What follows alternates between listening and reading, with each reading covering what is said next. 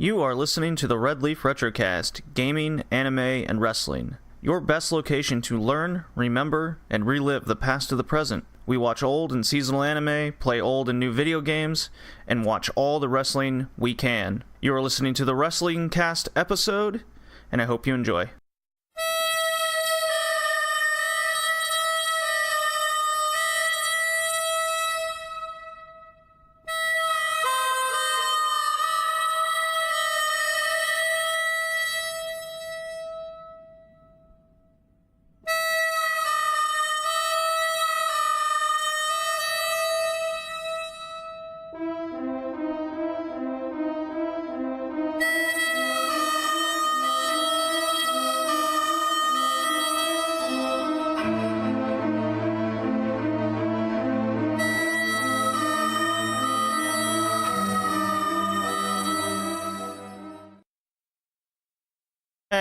Okay, it is episode 29 of the Red Leaf Wrestlecast edition. I'm your host, JD, and we are post-WrestleMania. A month has gone by, just about a month since the event, and this episode is more or less dedicated to a lot of those shows that took place either during WrestleMania weekend that I personally did not go to, or the events... the smaller events that took place in their home countries that weren't in New York City that week. Because really it's been pretty quiet the last couple weeks. I know New Japan just got off a smaller show. They're getting ready for Dontaku. So the New Japan will be in the next episode. So this is going to be a little bit interesting since there's no WWE to discuss, which is one of our goals in 2019 is just to discuss less, or at least cover less of the shows. There's no New Japan that we're covering on this episode, so it's just nothing but indie wrestling. The love for wrestling in general. So, obviously, to get this started out, we got a shout out to our new collaboration site and podcast, the Anime Radicals, which the Red Leaf Retrocast is very happy to be a part of. So if you like the anime, like we do, go and check them out. And obviously check out our content too that we put out. So, where do we start? Is there anything we want to discuss? Dragon Gate has been awfully quiet. Nothing going on over there of interest to me. Some tag team title matches, whatnot, but whole shows in general, not really sticking out to me.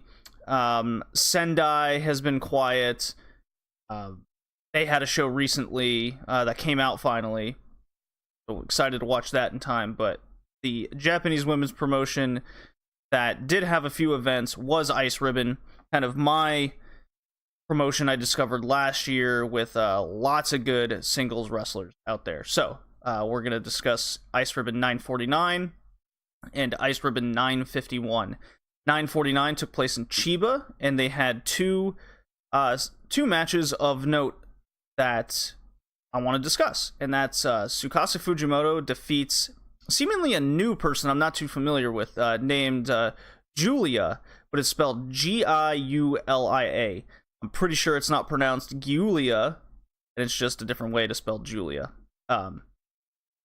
Giulia came across as someone who's very new, just graduated, however, with a ton of talent to speak of. Someone who's just been wrestling for a couple years and is now starting to break out into their own, and going against someone like Tsukasa Fujimoto will only bring out the best in you. So I saw a lot of promise in this new women's wrestler, Giulia. I believe she is from Eastern Europe, if I'm not mistaken. She could easily be American. I looked this up about a couple weeks ago, and now I have forgotten. But their match went just over 14 minutes. Yeah, it was a little rough in places because of the new girl, but Tsukasa Fujimoto just really made her shine. It was almost like a reverse enhancement talent project, where you see a wrestler that's such a veteran, and you see this new person that they want to highlight, and even if the new person loses to someone of the higher stature that is Fujimoto, you really get your eyes glued on the lower opponent. So Giulia is someone to definitely look out for in the future, and I will be talking about her shortly in a second. The second match was the main event that I want to discuss. It was the tag title match, the International Ribbon Tag Title. In between Ice Ribbon events, since the tag titles were defended, the Lovely Butchers have lost the titles to the team of Kairi and Maika Ozaki. And you might remember Maika Ozaki, if you're a frequent listener of the podcast, is someone I am very high of in Ice Ribbon. I think Ozaki, she's this bodybuilder type. She has a good build, good moveset. She is another one that just needs more time in the ring to develop, but she's definitely on the list of top 5 in Ice Ribbon as far as I'm concerned. So Ozaki and Kairi have won the tag titles. They've had a couple defenses, nothing really of note, but now they had to defend these titles against the newly formed team of Risa Sera, whom you might remember had a very good rivalry with Hikaru Shida, some hardcore matches and lots of respect between the two. Well, she has now joined as a tag partner with Maya Yukihi, the current heavyweight champion of Ice Ribbon, right? The Infinity title. That's what Maya Yukihi has. And so this match was much more one-sided than I was expecting. Ozaki looked very good, and this was almost like Maya Yukihi just proving that she can have all the titles in Ice Ribbon. Because Risa Sera, as good as she is, she was kind of taking a step back. There was a lot of good tag team maneuvers between the two. The one-on-one was basically Yukihi just taking down the tag team. The match went just over 18 minutes. It was utterly fantastic, almost artistic in a way with how it went down. It really made you realize how big Maya Yukihi's getting, and that she can win all the titles if she so feels like it. She's really coming to her own and really proving that she is maybe even the future ace of Ice Ribbon itself. So Ozaki and Kairi lose the tag team titles. That makes Maya Yukihi now a double champion within Ice Ribbon. In my mind, cementing her as one of the best Japanese women's wrestlers right now. I definitely put her up on that list, up in that top 10. Risa Sera didn't even look like herself with her gear change. It was kind of funny. I'm used to her in black, being in hardcore matches, always ladders involved. In this, she was more matching Maya's gear, so take that for what it's worth. I was very impressed with this match. Both looked very good, but Maya especially really came into her own. Then we move on to Ice Ribbon 951. This took place March 31st, so a lot of time has come by, but we gotta wait usually 2-3 weeks, maybe even a month before some of these shows come out on the internet, make its rounds, because there's no... you can watch it on regular TV in Japan, but I don't live in Japan, so I gotta come by other means.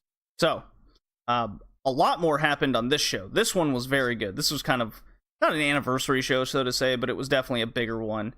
We had a singles match of Miyuki Takase defeating Julia. So, this did two things for me. A, Julia looking good again, even as a youngster. Then Miyuki Takase, she looks very familiar. I think I've seen her in Sendai a couple times. Definitely in Wrestle 1. And she looks very good. She looks ready. She looks like she's being primed for some type of singles titles match in the near future. So keep your eyes open for Takase. And I would say over the course of the year, I'm going to keep my eyes on this Julia character. She's really impressive. She's got a good build, good look to her. So the next match was absolutely hilarious. It was a singles match of Tsukasa Fujimoto defeating Tintin. You go, wait, that sounds familiar. Well, Tintin is the giant panda bear, female. She had a singles match with him. So this is kind of the goofiness that Ice Ribbon brings every now and again. And I wasn't sure how I was going to feel about this match. Fighting a giant stuffed, person in a costume, panda, something you would see out of DDT. Well, I was still vastly laughing quite a lot. I was enjoying myself. It was entertaining. to see Tsukasa Fujimoto go for a lot of her arsenal on this giant costume panda bear was quite impressive. If anything, this is like Ibushi Kota Ibushi wrestling a broomstick and making it entertaining. This is what it was. It was Tsukasa Fujimoto proving that she's one of the top 3 female wrestlers in the world. Period. It's absolutely incredible what she's able to do with almost nothing. Whether it's a rookie wrestler that she herself is in the ring against and probably training, and all the way to this giant panda bear. Now, of course, the panda bear has a lot of personality, but it has a lot to do with the selling that Tsukasa has to do. There was a tag team title number 1 contender match, a 3-way that involved Makoto and Miyako Matsumoto. They defeated the Lovely Butchers, so again, Hoshi and Miyagi are not getting another title match. And Takeya Saya and Yoshiko. This match went way too short. It was very sloppy in places. I was personally kind of hoping for the Takeya Saya Yoshiko pairing, because they had a singles match where they gained each other's respect a couple months ago. So that, Lovely Butchers, they've had their tag title run. Time for someone else to step up. To me, Saya and Yoshiko were an interesting new team. To have them lose so early like this, I'm not really for it. It was a 3-way, I get it, but regardless, Makoto and Matsumoto are now the new number 1 contenders for the tag titles. Then we get to our main event, which is Maya Yukihi for the Ice Infinity title. She's defending against the person that won the 2 out of 3 falls 3-way, Tsukushi. And this, I was going into this expecting a 15-minute match where Tsukushi can prove that she's not just this idol gimmick to her, right? In Japan, they have a big culture around idols. Think of the single female songwriters of America. Your Christina Aguilera, your Britney Spears. Well, in Japan, they're all cutesy, young girl personas that they take on in this form of what they call idols. Tsukushi has that idol look to her. You get much more of these gimmicks in something like Tokyo Joshi Pro. There's always good wrestlers regardless of what promotion they're in. But Tsukushi, she carries around interesting balloon sets. She sings, very much an idol type character. So this was her proving ground. She got the number 1 contender in the 2 out of 3 falls, and she looked vastly, arguably the best, easily. So what we got here was Yukihi coming out in her pirate gear, awesome, or at least her captain pirate gear. It's kind of a spin off of what we see Kairi Sane do. However, Yukihi's much bigger, much stronger, has many more different strikes to her game. So Tsukushi had to overcome this. She also had to overcome this not idol persona, but definitely this expectation that she's not going to be able to get the job done. She's not going to live up to this number 1 contendership that she's earned. And the match didn't go the 15 minutes I was hoping. It went just under 14. So it did end a little too early, and I felt it as someone watching. I did feel Tsukushi was holding back. I felt that she tried to give too much too early, and then as the match went on to the later stages, she looked very gassed. She got a little sloppy in the ring, but the shining light on the matter is she did prove that she does belong at the top of the card. Much like Maya's rise over the last couple years to get to where she is now, this is what I'm seeing out of Tsukushi right now. So perhaps by the end of 2019, going into 2020, and in the quarter 1 of 2020, we could see Tsukushi rise up to these expectations I'm laying out. I do see that. She is I see that even more than I do Ozaki, because Ozaki has the build, but she lacks a lot of the ring skill right now. Tsukushi has the ring skill, but the gimmick and persona is still lacking. You can feel that when the fans start getting behind something, they're still rooting for the current champion. You know what I mean? So there's no reason to root against her.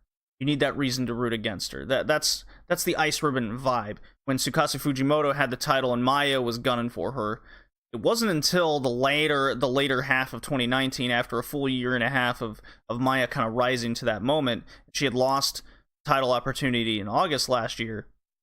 That was when you immediately, like, during that match was when you felt that Maya could be the champion.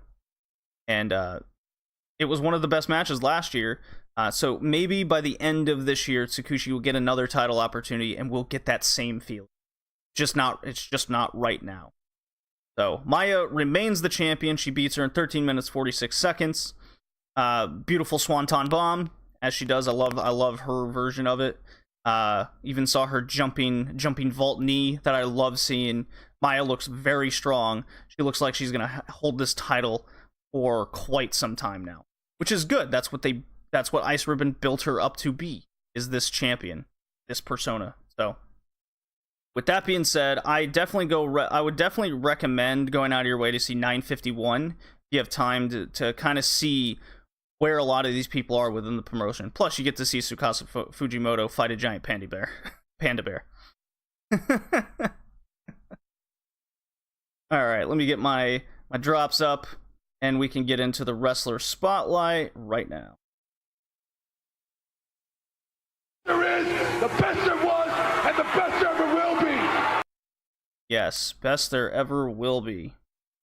And speaking of best, that would be the next spotlight, which we are. I'm still continuing my NWA US Championship run. We're on the third champion now, and it's Terry Funk himself. And you're like, wait, when was this? Exactly, Terry Funk wrestled a long time. You might remember him from his ECW days, even going to WWF when he was Chainsaw Charlie, that horrid gimmick. But that was in the later stages of his career, and he was still going like that. He is a legend of the industry, in-ring career spanning over 50 years, just absolutely crazy.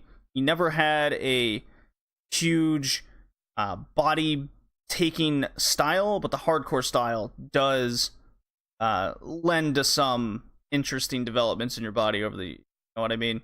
Well, he's the third US champion. He defeated Paul Jones in a tournament final for the vacant title due to our previous spotlight, Johnny Valentine, because Johnny Valentine was in that hard plane crash where he busted his back, pretty much ended his career right away. So the title was vacated. Terry Funk ended up winning it, and his US NWA title reign was very short-lived. It was only about 19 days in 1975. However, this kind of kick-started Terry Funk's career in the NWA, because he immediately went on to win the NWA World title, and into his historic 14-month reign, where he faced guys like Jack Briscoe, Dusty Rhodes, Carlos Roca, Giant Baba, Pat O'Connor, just to name a few. It was quite something. My favorite and recommended match would definitely be the ones versus Jack Briscoe. The Dusty Rhodes one I was not a huge fan of, but I get, Dusty Rhodes is the personification of charisma kind of deal, so there was a lot there. He was also a tag team legend with Dory Funk Jr., where they went to All Japan Wrestling and faced their legends, such as Stan Hansen, Bruiser Brody, Baba again, more. So Terry Funk's been around. He helped start ECW, and that's how a lot of notoriety came for the promotion. Became even more of a legend, basically innovating that hardcore style I mentioned earlier. He did that with Mick Foley, and to his protege, Tommy Dreamer, of all people, who's also still wrestling to this day, and over an Impact occasionally. So, Terry Funk's been with a couple famous moments. Mentioned the Public Enemy Night of Chairs when we covered Public Enemy on the Spotlight. Terry Funk was actually the guy in the title match versus Sabu, where Sabu tore his bicep visibly from the barbed wire. So Terry Funk has moments. You just don't think of him in these moments. You think of the other guys, which I think says something a lot about his career. He was part of so much, but you think of other guys over himself. It's quite something. If you want to see Terry Funk the champion, I definitely recommend his NWA title reign, specifically in 1975. It was quite something. I watched most of his title defenses that I could find on YouTube, and the Jack Briscoe one was by far my favorite. Because Jack Briscoe was a very technical wrestler. You don't see the hardcore Terry Funk that we're so used to seeing, or at least in my generation. You see this 1970s, 80s guy, this southern dude who isn't so much a heel, but he's a conniving guy. The Jack Briscoe, there was one Jack Briscoe match where I believe Terry Funk said they said Jack Briscoe's shoulders were off the mat in some way, and Terry Funk just looks at the guy and he goes, "I don't remember it happening that way." And that was kind of his way of getting out of certain matches. It was very subtle but to the point, and that's kind of how a lot of Terry Funk went about until the ECW.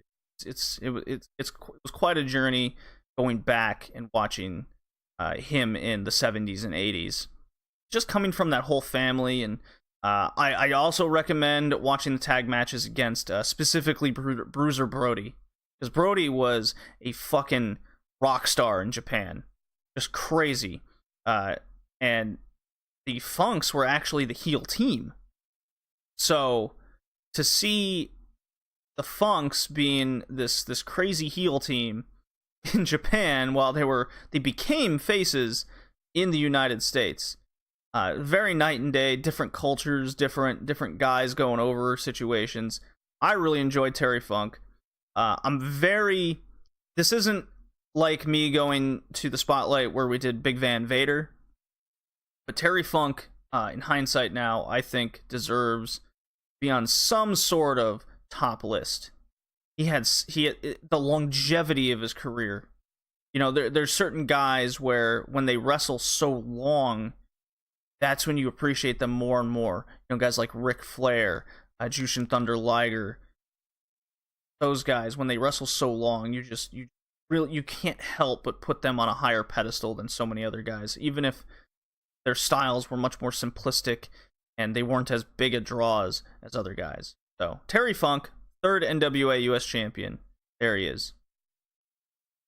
With that, and we're moving quite swiftly right along to our weekly wrestling recap. Always have trouble finding.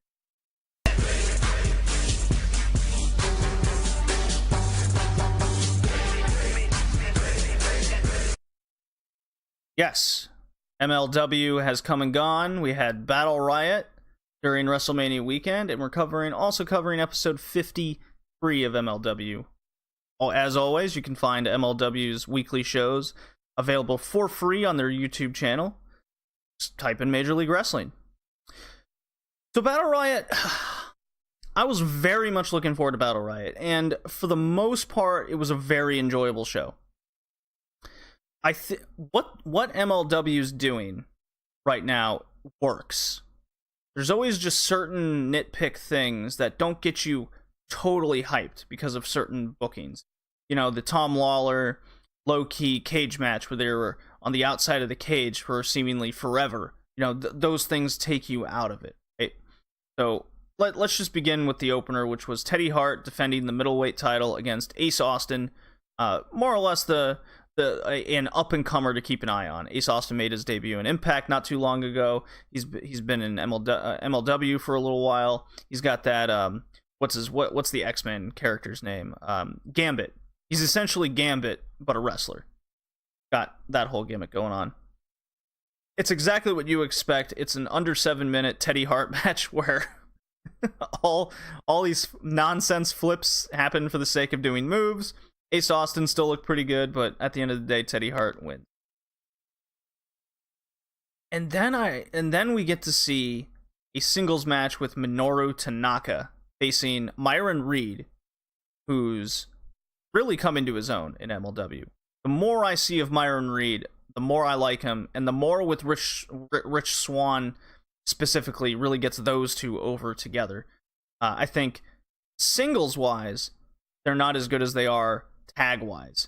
They can be in singles matches, but together as team, those two really work. So, Minoru Tanaka, All Japan legend, he beats Myron Reed in 4 minutes 58 seconds, just a tick under 5 minutes. I think it was a little fast, but we got that long battle riot to go through. So Minoru Tanaka looked incredibly impressive. I want to see more of him. I really think Minoru Tanaka should be gunning for the Triple Crown title in All Japan, but hey, nevertheless, he's busy elsewhere. Man, I would love to see him in New Japan. Minoru Tanaka. MLW World Heavyweight title match, Street Fight. Tom Lawler versus the returning Jimmy Havoc to MLW, because the last time they met, they, almost killed each other. This match was, again, pretty short, but again, Battle Riot, the 40-man Rumble, basically, had to go through. But because this got off to such a quick start, I didn't mind it being 13 minutes. I really didn't. Jimmy Havoc was Jimmy Havoc, just staplers, lots of wild, hardcore spots, tables. Anytime Tom Lawler gets in the ring these days, I'm always glued because it feels like a real fight. He just makes that happen with. This was easily my favorite match of the past couple weeks for MLW. I really like Tom Lawler as champion. He's very convincing in all of his promos. He's got a very good persona and charisma about him. Good just everything about Tom Lawler just speaks to kind of what MLW is. And the fact that we haven't seen Low Key really on picture in some time I think is a real good thing, because now we can highlight other guys with the promotion. So Tom Lawler defeats Havoc in, simple fashion, good enough. Then we get on to the Battle Riot match, which honestly I found very miss. There was a couple good standout moments when Contra Unit comes out and seemingly destroys everybody about mid-Riot. That was awesome. Everyone looks like a fucking star in that group, especially Jacob Fatu. That dude is going to be a future champion, mark my words. He is unbelievably good. He's just got the look, he's got the feel to him. Everything he does looks like he's going to kill somebody. I think the gas can pouring gasoline over the wrestlers was a little much, but I guess these guys are so unhinged. They did beat up like 30 guys with railroad spikes. They are hated. Oh man, if they get a fourth member down the line, like NWO style, we could be looking at a revamp here of some sort of that same feeling, of that same WCW takeover feeling. Because the fans truly hate Contra Unit for what they're doing. The ruining matches, they're just destroying and dismantling everybody they come across. The team looks ridiculously strong, and that's good booking as far as I'm concerned. After they and they weren't actual entrants in it, they just killed everybody. So what ends up happening is MJF was in the match, and after the decimation, he sneaks into the ring and pins like 5 guys. Minoru Tanaka looked really good in this match. I was kind of sad to see him thrown out. I was hoping he'd last even longer than what he did. Regardless, the last 3 came down to the hardcore guys of MLW. So we see what MLW is kind of gearing towards here, is this street fight attitude. So we had Mance Warner, new guy that everyone loves. He is growing on me. I'm still not sold on his ring skill, but his character and what he brings to the table is growing on me. Sami Callihan boots him out, and then LA Park. So LA Park and Callahan were your last guys. The Destroyer against the OVW Psycho. OVE is his group in fact. So, regardless, it was an interesting dynamic between the last three. Callahan looks like another top building star within MLW. LA Park ends up winning the Destroyer. I get the story going here with Promociones Dorado coming back on top. Zelina de la Renta is back on top. So I would have definitely put over a younger guy to win, but LA Park going over isn't the worst thing in the world. I wouldn't mind seeing more El Hijo de la Park. He's much younger. But I guess LA Park's got the bigger shadow to him. You know, he casts over everybody else. And they've built him up properly. So let's see where Promociones Dorado goes from here with now the Battle Riot winner in their back pocket. We move on to episode 53, just coming off the heels of Battle Riot. We open up with MJF versus Brian Pillman Jr., where Pillman gets a fluke roll-up victory over MJF, seemingly continuing the H2 versus Dynasty rivalry. Their two trio groups going at it. Pillman gets a fluke win. Dynasty is in shambles with looking like fools, essentially, because MJF is at the head of it, even though they're all supposed to be equal. Not happy. We even get a Hammerstone kind of in the stairwell going, what is going on here? We cut to Zelina de la Renta. She held a press conference to announce she will be the executive producer of MLW Fusion on May 4th, which is Cinco de Mayo weekend. There you go. I can't wait to see what happens there. Callahan is interviewed, and he's impressed by Mance Warner in the Battle Riot. They kind of saw eye to eye. And how does a Psycho say congratulations? He goes, well, let's have a one-on-one match because they're both hardcore crazy. Mance Warner does end up accepting the match, and he it was a good promo by Mance later as well. Get that stairwell promo of Holiday and Hammerstone upset over the loss. We get a match between Jimmy Utah and Lance Anoa'i. They lost to Rich Swann and Myron Reed. Good decision. Swann and Reed, as I said, are better as a team. I'm more into them. They can have their singles matches, but as long as they're together, I'm definitely for them. I like this budding group of conspiracy and being mad at management. They're playing a good heel team. Utah and Anoa'i, we'll see where they go. I like Utah in Beyond Wrestling much more than MLW. He just has more of a presence there than he does in MLW. There's just too many bigger stars. We get a good Tom Lawler promo hating on Contra and going his long list of injuries. Just made it seem like it was real, like he does. One of the best promos of the year from Tom Lawler here. I really liked it. Puts over Contra, puts over his toughness. I can't wait to see who Tom Lawler faces first within Contra. LA Park has an open challenge. Because I believe his original opponent was injured, and then so out comes Sally Callahan. He accepts. They have a real good one-on-one street fight type match. Plenty of Promociones Dorado interference here. Park ends up winning once Callahan more or less fights off Promociones Dorado, and Park spears him for the challenge. I still love LA Park's spear. It looks like a truck hitting you. It's a big deal. Guys snap their heads back pretty hard. They get hit. And then probably my favorite ending to MLW of a fusion is the Hart Foundation stealing the Dynasty's car, and then Pillman is mooning them from the back seats. All three of them are upset. Hammerstone just looks at MJF and is like, are you fucking kidding me? So you know Teddy Hart stole that thing. He hotwired it. So yeah, MLW continues to be just an easy watch week to week. It's only an hour. It's so good.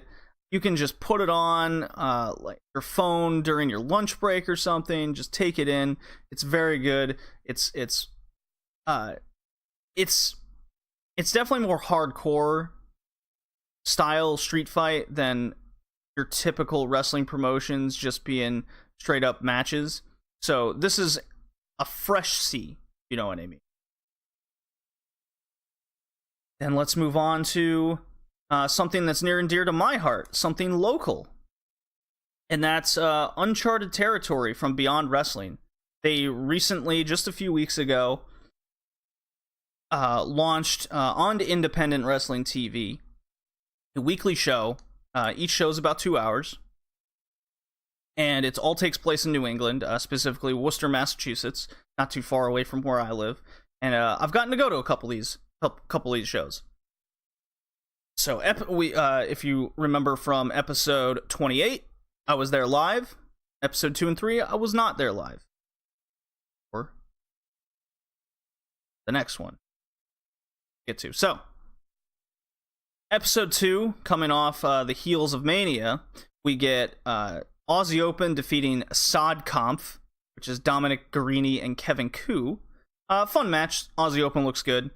We get a singles match. Intergender, that's the other thing I want to make clear, is Beyond Wrestling is really good at highlighting intergender wrestling. If you're a good wrestler, you will be highlighted, kind of deal. And Solo Darling is very good at using her size. She's built very well. She's very over with the crowd. And then Wheeler Yuta, Jimmy Yuta over in MLW, he's over himself with his whole neon glowing gas mask. This was a fun match, simple enough. And then one of my favorite things, Yuta wins, by the way. One of my favorite things Uncharted Territory is doing is they're having what they call the Discovery Gauntlet match. So the rapscallion Mick Moretti, Aussie dude, has this crazy unhinged personality to him. He won the debut one in episode 1, and this time he was facing Tristan Tai. These are all guys that have kind of been in dark matches before for Beyond Wrestling, and Mick Moretti's really impressed me. I kind of don't want to see him leave. He did win, so we get to see him for at least another week. I'm very curious to see how this Discovery Gauntlet will play out. Who will they sign? Who will Beyond Wrestling sign in the end? Is this just a gauntlet to see who wins, or is there a prize at the end of the line? See, we get a tag team match, which is featuring Maria Manic and Penelope Ford versus the Platinum Honeys. These are the two girls that accompany Anthony Green, the retrosexual AG, as one would say. It's Angel Sinclair and Ava Everett. They don't come across as wrestlers, they come across as the side candy, right? I mean, hell, they're called the Platinum Honeys, for Christ's sake. Well, needless to say, Penelope Ford, AEW bound, her and Maria Manic get the pin. It was goofy, it was fine, it did what it needed to do.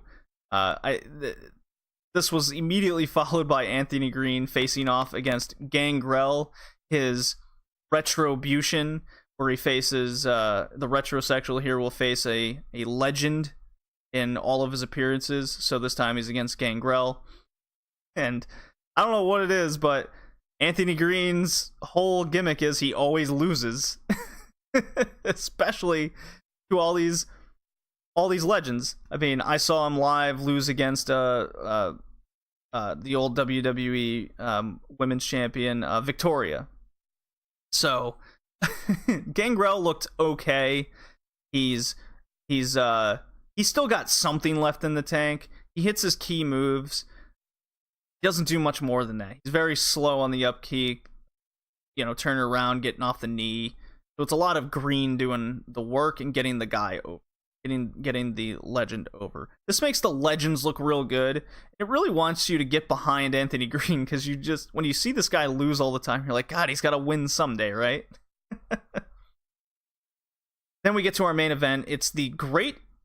Alright, this is a team of MJF and David Starr. They've had their issues with Joey Janela and Chris Dickinson.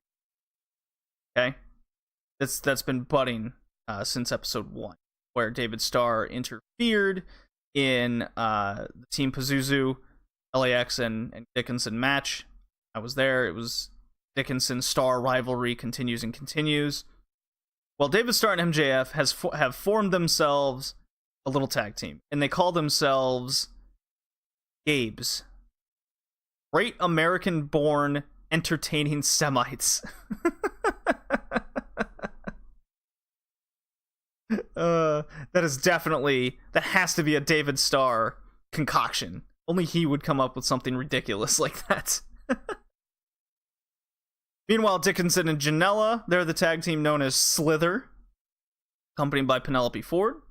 So, this was a good tag match. It went about its business, heels doing heel things, everyone behind the faces, Joey Janela's return match, and then in the end, the heels win, Starr and MJF win, they slither away. Dickinson wouldn't have it, he cuts a promo, he says fuck like 1,000 times. Joey Janela says how great Beyond Wrestling is, how great independent wrestling is, not being part of the big players. It's kind of something because now he's a part of AEW. So something tells me perhaps AEW and Beyond Wrestling are going to have a little connection here. A lot of AEW talent within Beyond Wrestling. Then on to episode 3. Now, this wasn't my favorite episode to date, but it did have one really amazing match. Really good. But let's start off with the opener, which is Wheeler Yuta facing off against Chuck Taylor, the mentor. Chuck Taylor known for basically being an amazing trainer. This is kind of the giving back. Match wasn't much. It was very basic, which is fine. It was a decent opener. Everyone was happy to see Chuck Taylor being back in a Beyond Wrestling ring. It's been ages. Wheeler Yuta gets the shock roll-up win on Chuck Taylor. It was kind of sloppy. Hey, got the win. Chuck Taylor shocked. On. Our next Discovery Gauntlet match was a guy named Alex Tavares losing to the third-time winner Mick Moretti, the rapscallion. Excuse me. He cuts a promo after yet another win that you don't have to do the Discovery Gauntlet anymore because you've already discovered their man, Mick Moretti, the rapscallion, and he's going to be there forever. Really gets it over. Followed by a singles match of Chris Dickinson facing off against MJF, and this one was heated. This was built off last week's heel victory of David Starr and MJF. Dickinson again wasn't having it, so that led to this match. Great continuity here, and Chris Dickinson did not get his just dues because right before anything was to happen, Richard Holiday of the Dynasty, we got some MLW crossover here now in kayfabe, getting the DQ. MJF escapes, although they did beat the shit out of Chris Dickinson first. This is not over. I think this is leading to a trios match of LAX and Dickinson against Starr, MJF, and Holiday, or hell, maybe even Hammerstone comes from MLW, and we get a showing for that. Get the true dynasty going. Lots of possibilities. These stories building with Dickinson against these various heels, and Joey Janela sticking his nose in everyone's business because he's Joey Janela. It's a good main event feud building overall. And speaking of feuds building, our next match is Chris Statlander defeating Davian. Singles females match here. Davian, a product of the New England Wrestling School, so she's a local, got booed in Massachusetts. So everyone, that's how over Chris Statlander is here. She is over AF. She looks really good. She's got a great unique gimmick to her, being the galaxy's greatest alien thing, Escape from Area 51. Hell, I got my shirt. My bowling team is called Escape from Area 51. I was like, oh my god, this girl's after my own heart. So Chris Statlander gets the win. She asked for a promo opportunity, and she says she wants Kimberly a couple times, really forcefully, right before getting drop kicked by Davian and then Solo Darling interferes to save Chris Statlander from getting beat down. So Davian looks to be a mainstay going forward. I imagine Lufisto will have something to do with this in the future. That's just me thinking. Beyond's connections. Chris Stott and Solo look to probably have a tag match coming up with Kimberly and Davian. I'd be all for that. That's good continuity. You're getting there. So once they get kind of pulled away, Retrosexual AG is there, Anthony Green. He just kind of meanders about. He's like, okay, I'll break this up, and then he sees the open mic, and this gives him an opportunity to plug all of his new merch, which is quite funny. Crowd goes nuts for all this retrosexual stuff. He goes, Cinco de Mayo's coming up, Lethal Lottery of Beyond Wrestling. I will be there. I'm excited to be there. And he promotes a shot glass, a bobblehead, and the retrosexual after sex towel, which got a huge pop from the crowd. And I'm not gonna lie, I think I want this towel because I always need more bowling towels. And Anthony Green, I first saw this guy wrestle against I forget the wrestler, but he faked the neck injury, and I was like, whatever. I guess this guy always loses. Didn't think twice, but the more I see Anthony Green and the more of his character and gimmick, the more I love this guy. He is really standing out to me. I watched a match. He even recommended to me go watch the David Starr versus Anthony Green match over via CZW, and I usually don't like CZW and their matches, but that one was really good, and I hope to see more of Anthony Green in the future, and I definitely will. So I'm looking forward to whoever he faces down the line. And next, well, at Lethal Lottery, he's facing Stevie Richards himself. So I haven't seen Stevie Richards wrestle in God knows how long, so this will be great to see. Next match is Rory Gulak. Yes, Gulak. Drew Gulak's brother faces off against Ophidian. So this is a Chikara match right here. Drew Gulak was one of the guys that really started Beyond Wrestling. Really made its name in Beyond Wrestling. Got Beyond Wrestling on the map. Rory Gulak being here is nice to see. You know, he was always with Drew.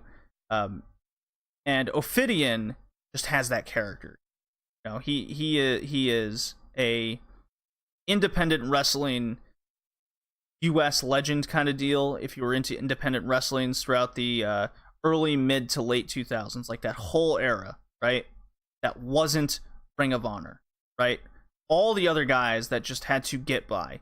Ophidian was one of them, and this match was pretty damn sloppy and weird. They were trying way too much, but I was entertained nonetheless. It was just really nice to see. And this gives me the indication that Beyond Wrestling's goal here is, now that they have this weekly platform, that they want to get their own talent over. All right, they're succeeding in that with guys like Chris Dickinson and Chris Statlander. They want to have marquee matches that make the audience really care.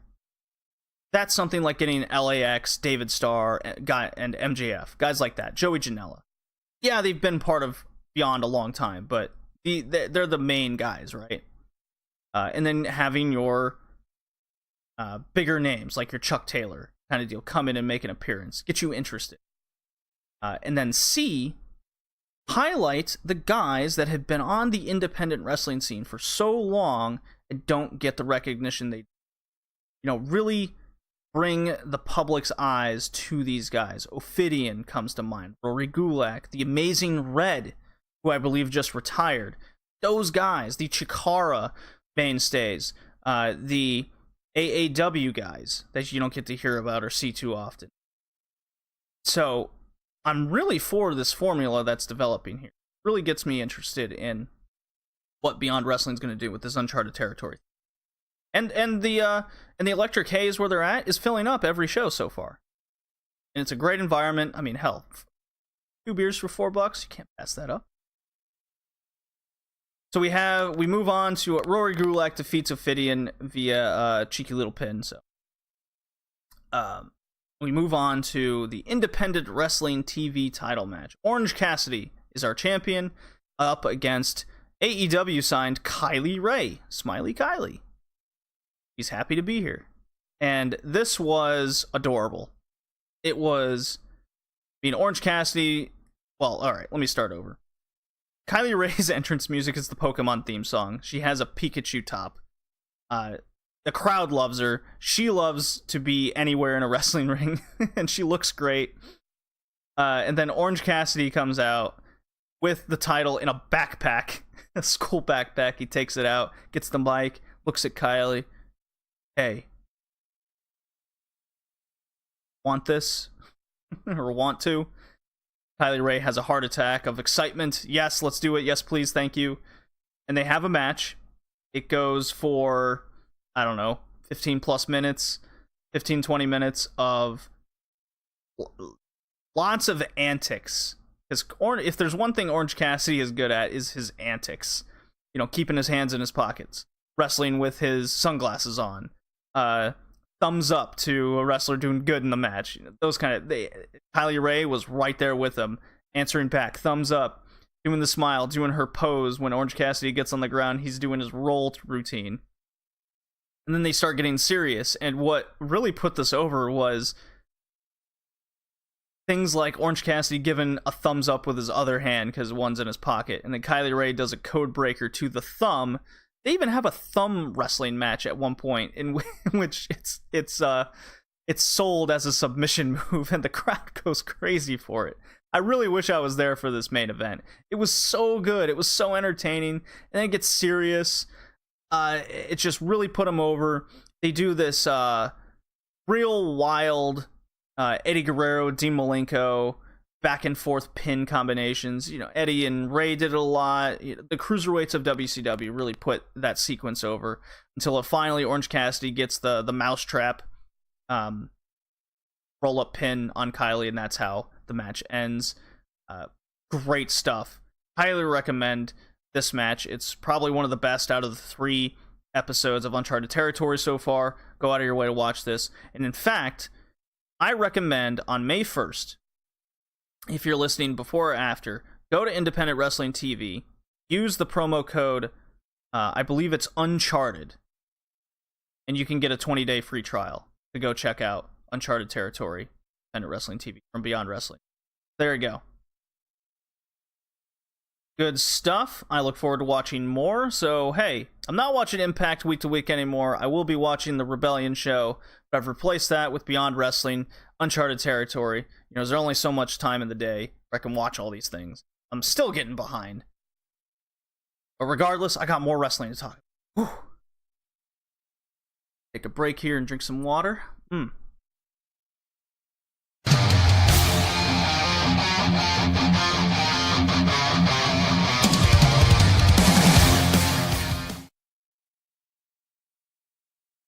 Yes, and if you recognize that, if you're a fan of Progress like I am, that was Travis Banks. Let's start off with some miscellaneous shows, where I don't want to talk about the whole shows that I watched, but there was single matches that really stood out. The first one is in White Wolf Wrestling over in Spain. Total Rumble 9, which took place on 30th of March, 2019.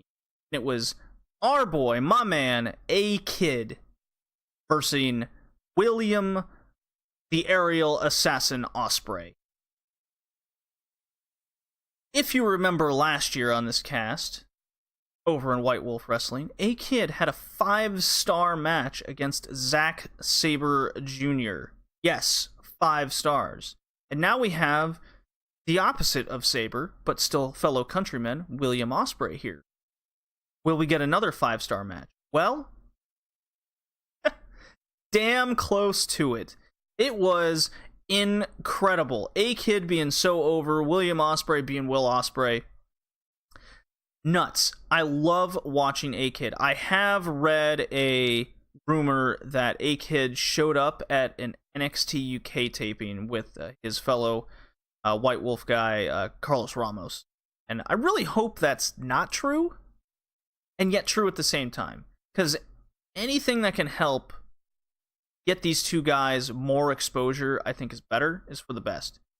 I would personally rather see A-Kid more in yes, stick to White Wolf Wrestling. That's your home base, right? I'd like to see him make more appearances in promotions like T, Fight Club Pro, Progress, and WXW. Those 4. Stick to Europe. Get to those 4. Maybe make a NXT UK appearance every now and then. But regardless, this match had everything. It had the personality that you want to see from all of them. Will Ospreay's character work in the ring is reaching next levels.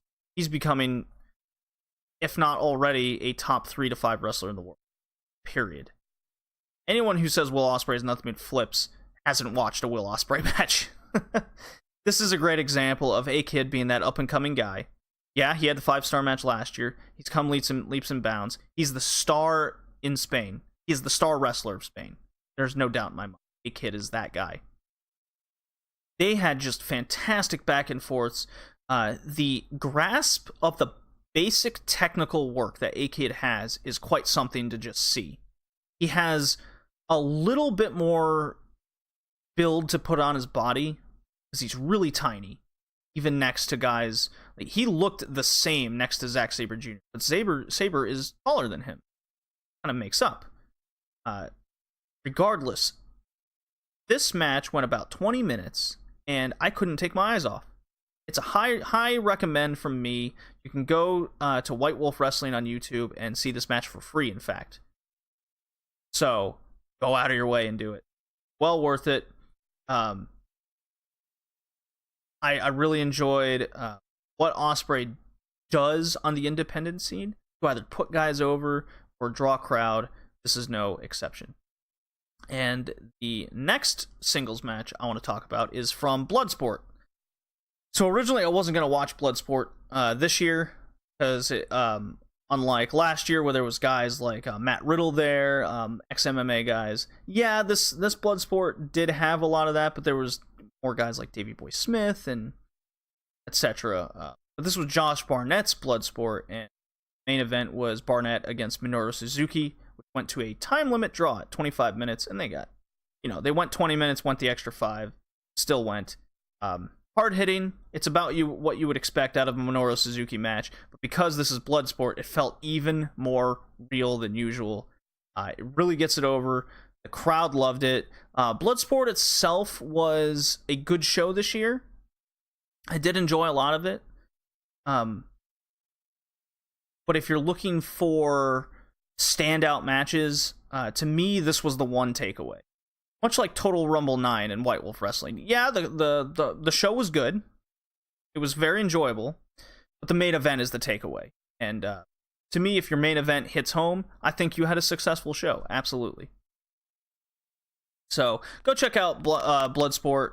And if not, just for the Barnett-Suzuki match. It was very hard-hitting, as one could expect. Now we're on to possibly my favorite wrestling show of the year. And until I heard about this on a number of other podcasts, I wasn't going to watch it.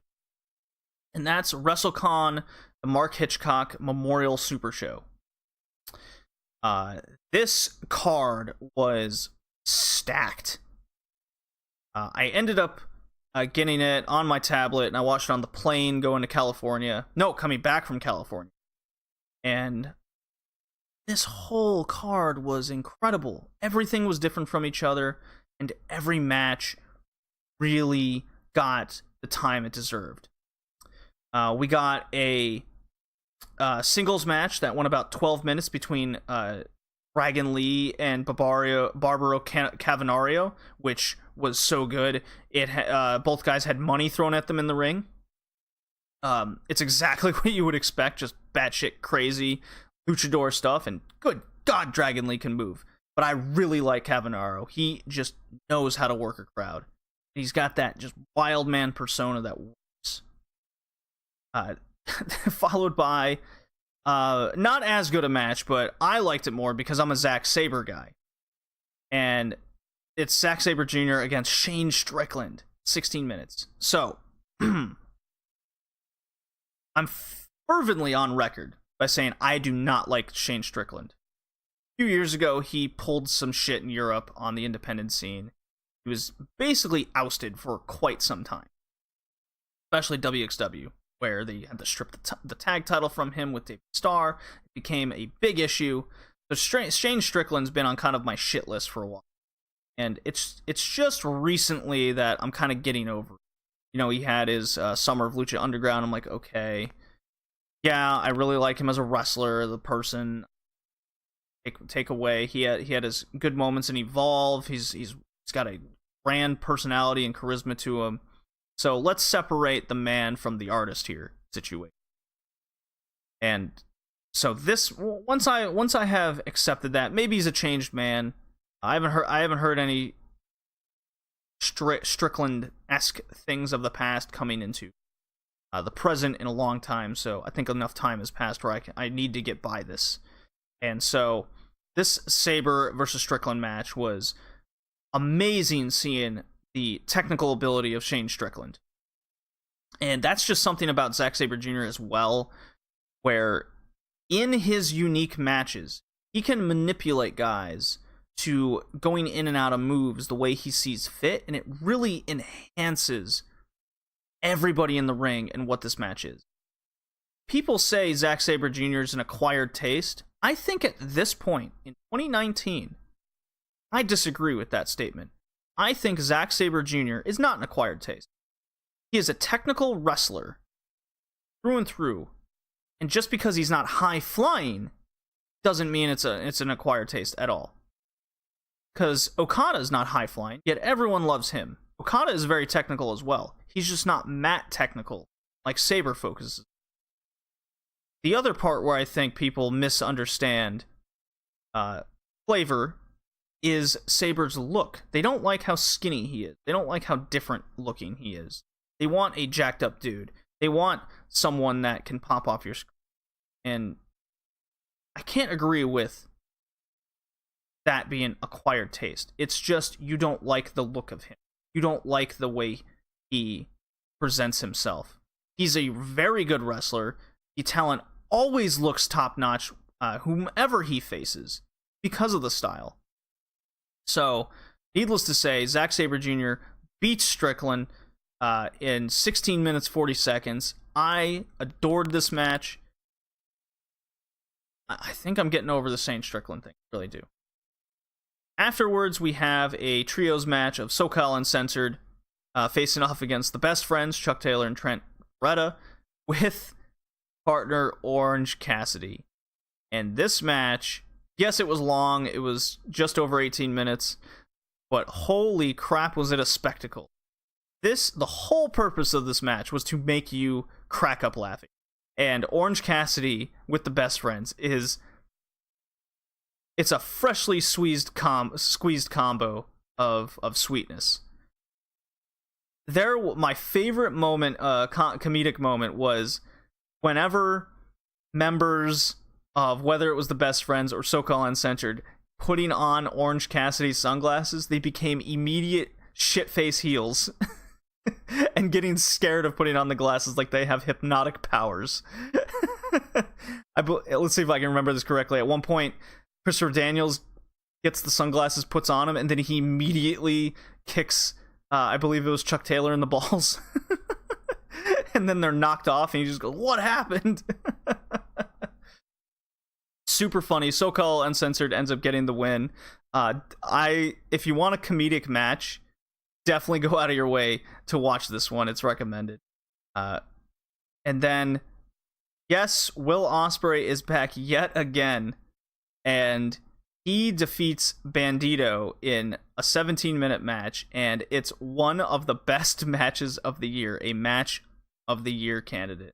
This was unbelievable. I had to change my pants watching it at least twice. Bandito, when given the right opponent and given the right atmosphere, and not in Ring of Honor, is ungodly to watch. I saw him at the G1 when he did that triple Irish car bomb, the moonsault power slam that he does. I believe it's called an Irish car bomb. I will keep calling it an Irish car bomb because it's awesome, and it's also a drink. So This match was the embodiment of what you'd get out of a Dragon Gate match, but not in Dragon Gate. It was so cool. Yeah, it's even better than what you would see in a highlighted junior heavyweight match in New Japan. This is what you would associate with cruiserweights done right. Again, Dragon Gate outside of Dragon Gate. I urge everybody to go check this match out. Will Ospreay gets the win after he defeats Bandito. And yes, they also get money thrown in the ring at them. At one point, Bandito hands a handful of cash over to Will Ospreay and just puts it down his pants. Gives the rest to Bandito. So good. Ospreay cuts a promo saying he's been kind of mentally drained and in a tough place, and facing Bandito really brings up his spirits. And then Bandito cuts a promo in Spanish with some English in it, basically just thanking all the very good. Wrestlecon Supershow is a must-see card of the year. Man, I wish I was there for it. I wish I would have known. This was incredible to see. Otherwise, I probably would have gone. Who knows? Who knows what might have happened? Now, it's time for probably a show that a lot of people have been anticipating. I just have to find a spot for it.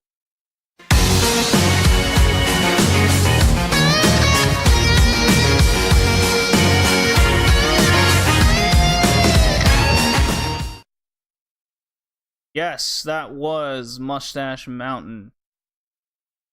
It's time for Chapter 87 of Progress Wrestling, otherwise known as Breadknife. A show 2 months of anticipation in the making.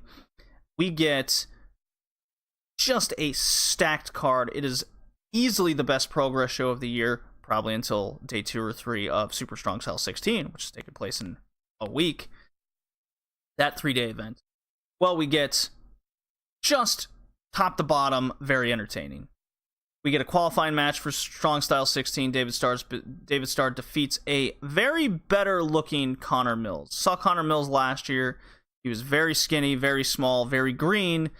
He looked much better in this match. David Starr still gets the win.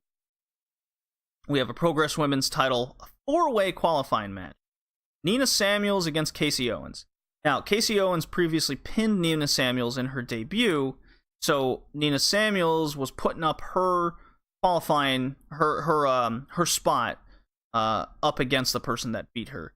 And Nina Samuels does end up winning here. I kind of would have liked to see Casey Owens go on. That would further produce more from the Nina Samuels storyline. However, we're playing it safe here in Progress. They're building up Nina Samuels to be the next contender, and her having to win seemingly 3 matches to get into this qualifying match puts her over even more. She is getting much better in the ring, especially after her Eve title run over at Pro Wrestling Eve. She's not popping out on the screen quite yet. So I'm wondering, is she really the one to take the title off Jordynne Grace? Even though we haven't seen Jordynne Grace forever. So,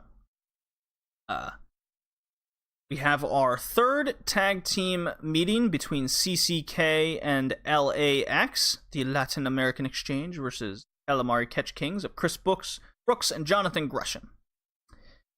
Good to see Kid Lycos back. His shoulder looks quite healed, but maybe he's not quite clear yet. I know I asked him Mania Weekend, he was clear. Maybe that came after Breadknife.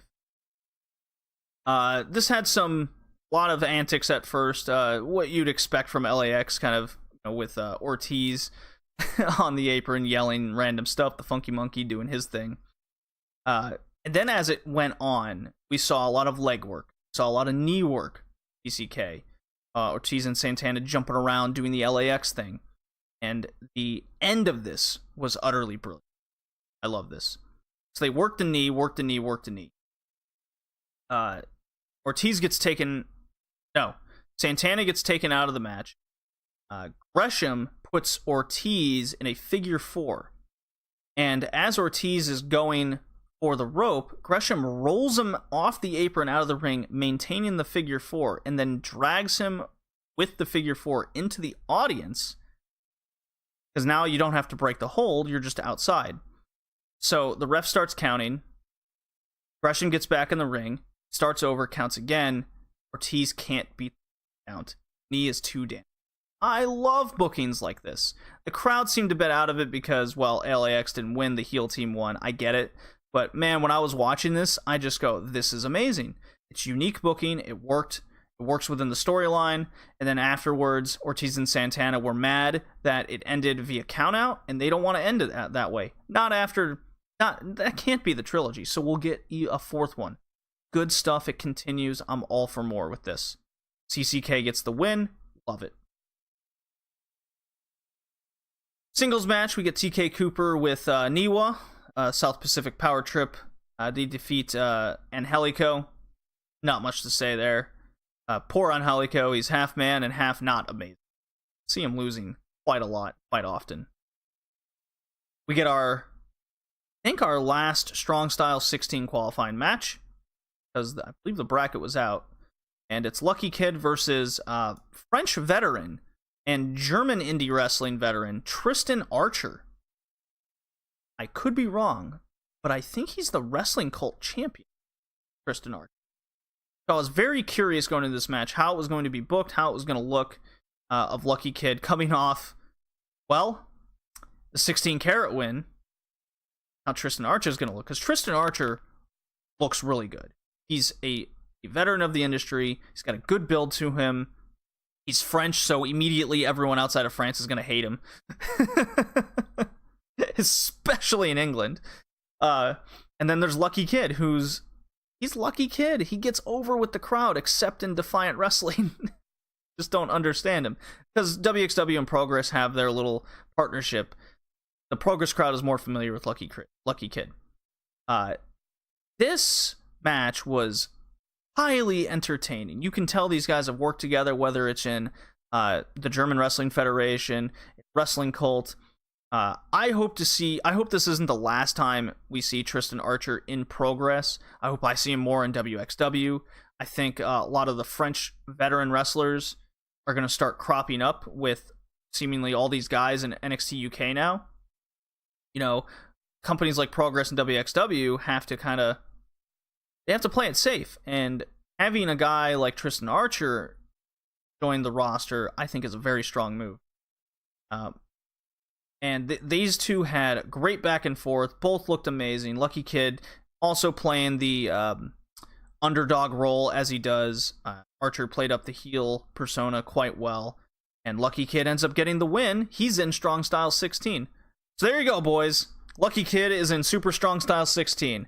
All right, so he's against Jordan Devlin in round 1. Okay. I am sure I'm not the only one that picked. Did I pick Jordan Devlin to win? Or did I pick Lucky Kid to just go all the way? Because I'm not getting fooled twice, boys. Who knows? Do you have the balls to bet against Lucky Kid, audience? I'd be very wary of it now. Especially with a guy like Jordan Devlin being so heavily involved in NXT UK. Maybe he goes out in the first round. I don't know. There's a lot of questions to be had here. I'd be worried, boys, if I was going up against Lucky Kid in the first round. I'll tell you what, make 2 brackets for your Strong Style 16. Have Lucky Kid going all the way, and then make another one where it's Jordan Devlin going all the way. There you go. Do that. Last match. The highly anticipated tag title match. It's a TLC match of the Swords of Essex, Paul Robinson and Will Ospreay. Will Ospreay's pulling triple duty on this podcast, boys. They're up against Aussie Open because Mark Davis cashed in his natural progression win for a title shot with the tag titles at hand. This match went over 44 minutes, and it was ungodly amazing. Everything about this match, the character work between Aussie Open and Will Ospreay, Paul Robinson playing the shit-stained heel that he is. He's very good at that, but Will Ospreay had all the character work. Whether it was Paul Robinson immediately getting kicked out of the ring in the first second, and then Will Ospreay having the big eyes and just looking back and forth at both guys of Aussie Open. The resilient character work of, I believe it was Fletcher, as Ospreay was trying to go up the ladder and Fletcher just grabs the ankle to prevent him going further. Lots of crazy spots. One spot in particular scared the piss out of me, and that was when there was 2 tables set up off the stage, and Ospreay and Robinson both go for an in tandem 450 splash on Aussie Open through a table. Ospreay lands his perfectly on Fletcher through the table, but Robinson short jumps it and his head bounces off the chest of Davis. Very scary moment. Who knows what could have possibly happened there. But Robinson seemed to be fine. There was another horrid spot where there was a flipping powerbomb to Fletcher through a set-up row of chairs, and you could just see his head just bounce off a chair real hard. So the head spots were quite something. And even though Ospreay was the big heel, the crowd still loves to cheer for the guy because he's just ungodly entertaining. But he's still a heel, so you still gotta boo him. At the very end, you have a great spot where Ospreay is playing the "I won't give up my titles without a fight" attitude. He knows he's gonna lose. He tries to escape via the ladder and get the title at the last second, and then Aussie Open stops him, slowly goes up the ladder, sets him up for the fidget spinner bomb off the ladder through the table, and they both in tandem take the tag titles down. What a match. Good God. It's going to be very hard to decide where this lands on even the best indie matches. Was it better than the A-Kid Ospreay match? Yeah, probably. Was it better than the Ospreay Bandito match? Ooh, that's up for debate. Very tough. So, if you're not on the Progress bandwagon at this point in time, I don't know what to tell you, but this is a must-see match. It's possibly a top 3 Progress match of all time. Yes, Will Ospreay's in it. What a shock. Wow. Lots of good wrestling to go. Here we go. Mayu, where you at? Time to talk Stardom.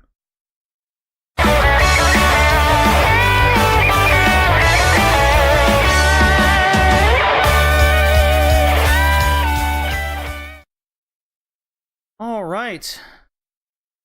Time to talk some World Wonder Ring Stardom. Wonder Ring of World Stardom. Stardom Wrestling over in Japan. The best women's promotion out there today. Yes, better than Shimmer and Rise. Just the talent here. We're talking April 13th in Yokohama, and we're talking April 14th at Shinkiba. We're not talking post-draft yet. Yes, we had a stipulation match on April 13th, and we had the Stardom draft. We're keeping it simple here, boys. Yeah, there was some good singles matches, but you can kind of tell that Stardom was coming to an end with a lot of their stories they were telling, and beginning anew. You know, so you had Queen's Quest versus Oedo Tai, Mask versus Dance match. This was kind of a culmination of Oedo Tai stealing all of Queen's Quest's materials. Queen's Quest is the more serious group. They're tired of Oedo Tai's joking and dancing all the time, so that was their little stipulation. And this was a well done match between the two groups, really trying to associate their dominance, which faction is on top. And surprisingly enough, we get Momo Watanabe tapping out the red belt champion that is Kagetsu. Pretty interesting development here. Not the expected outcome you would think. Momo kind of cheekily gets the mic and looks at Kagetsu. You guys can do one more dance, one last one for the audience. And Kagetsu goes, fuck that. We lost. We're not doing that shit. Gets out of the ring. However, it was established that in the upcoming draft, Kagetsu wants Azumi as her number 1 pick to take her from. So, let's skip to April 14th in Shinkiba for the Stardom draft. And for those unfamiliar with how this works, you have leaders of the faction in Stardom. So let's go through it. You have Mayu Iwatani, leader of Stars. Momo Watanabe, leader of Queen's Quest, given to her passing the torch from Io Shirai. You have Jungle Kiona, the leader of the Jungle Assault Nation, Jan, Dankyo Des. You have Hana Kimura, who's now a new leader of a faction called Sekigun, International Assault Squad. A conglomeration of a lot of people not from Stardom, basically. And then you have Oedo Tai, Kagetsu's nonchalant, goofy group. If Suzuki-gun also had a comedic gimmick to them, this is Oedo Tai. Very enjoyable. So you have these 5 members, and they're put in an elimination battle royal match. And the way that works is whoever gets the first elimination, they get the first pick, and then they're out of the match. So you actually want to eliminate someone as quick as possible so you can get a higher position in the draft. If you are last, meaning you didn't get to throw out anybody after everyone has either thrown you out or made you tap out or pin, your faction is disbanded. Can't be a faction anymore. So the way this went down was very smart booking. It was a quicker match. Wasn't drawn out in any way. It was, how fast can these people win, be safe, so I can keep my group? And what Stardom does is they have short pre-match interviews or promos, and each character in the match, each wrestler, they make what they want clear. And there's a lot of culture in what's going on in Stardom, a lot of Japanese culture. And a lot of it makes sense, where all the faction members want to keep their team the way they are, right? They've all become very close friends. You don't want to lose anybody. So the whole idea is you want to pick your same teammates, right? Unless someone comes along like a Hana Kimura and kind of ruins the party. So we get all the people trying to throw out Kagetsu, and then Mayu sneaks up, pushes her out of the ring. She gets the first win right away. She's also nursing an injury, so this was really smart booking. Stars have the first pick in the draft, so she's gone from the match. Then you get the feeling that Kagetsu has this immediate target on her back. And Momo's gunning for her specifically, so she won't be able to eliminate anyone, because Momo doesn't want to lose any of her Queen's Quest members. Queen's Quest is arguably the strongest faction in Stardom currently, with all the titles, and then you have Mayu with her fun-loving Stars group, the most popular group in Stardom. So it makes sense, booking-wise, to have Mayu win first, keep Stars around. Then you have Momo in the storyline going where they're gunning for each other, especially Kagetsu, and everyone else is kind of going also the champion. If you eliminate the champion, you arguably get a shot, right? You got that feeling. Momo gets Kagetsu for the second night in a row. So it's Queen's Quest, bam, second pick in the draft. Then you get Jungle Kiona, now kind of in a panic throughout this match, very undecided, very interesting. We even notice in the pre-match interview where she's kind of sad. She's you can tell she's remembering being undrafted last year, which led to the formation of Jan, and that ragtag group of close friends she ended up putting together. And a good moment here where she can either, oh, hello, kitty. Oh, kitty cat wants to play. Oh, ruining my flow. All right. So where was I? Oh yeah, Jungle Kiona can get the champion or go after Hana Kimura, who's hanging out on the apron. And I could see that hesitation there. She looks at them both, goes for the champion, because if she can get the champion out, she can get another title shot and save her faction. Well, what ends up happening is Kagetsu slips under the bottom rope, pulls out Hana Kimura off the apron, bam, Oedo Tai save, third pick. And it comes down to Jungle Kyona against Hana Kimura, basically for safety of the faction. Yeah, they get the last pick, but it's faction safety time. And they have an amazing 1v1, hard-hitting, intense affair. What a good way to end this. I personally would have liked to see this come down to Jungle and Kagetsu and have Hana Kimura get the third pick, because then maybe we could have seen more surprises in the draft to come. But regardless, Hana Kimura does punt kick, essentially, Kyona off the apron for the win. John is no more, and you immediately see Jungle Kyona basically break down in tears. And that's where Stardom really has this realism to it. You know, no scripts, just all raw emotion where you don't want friends to break up kind of deal. You want to be on the same team. And even you got that later in the later picks of the draft where the young up-and-coming people being drafted to separate teams, they can't be partners anymore. Very sad about that.